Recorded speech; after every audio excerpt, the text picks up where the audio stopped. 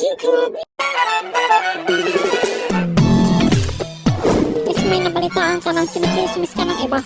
Uy sis, may nabalitaan ako. Oo, bakit sis? Mainit-init na chismis, Bel Mariano, kinabog, magagaling na singer.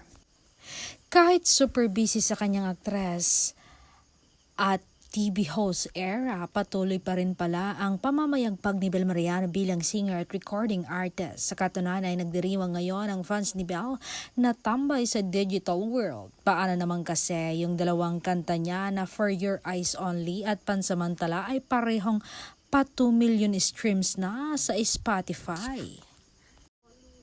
At hindi lang dalawa, lahat halos ng kanta ni Bel ay mabenta sa Spotify at iba pang digital music streaming platforms.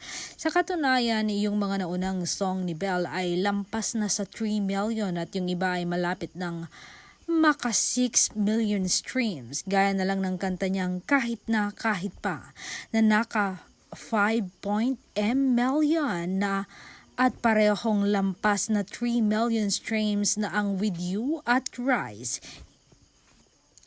Hindi na rin kailangang maghabol ng oras sa mga fan ni Bel dahil naka more than 2 million naman ang total number of streams ng kanta niyang Running Out of Time. Dahil sa patuloy na pag-angat ng numero ng mga kanta ng ka-love team ni Donnie Pangilinan ay humihirit tuloy ang solid fans niya pati ang Don Bel fans na sana mag-release ulit ng new songs ang aktres.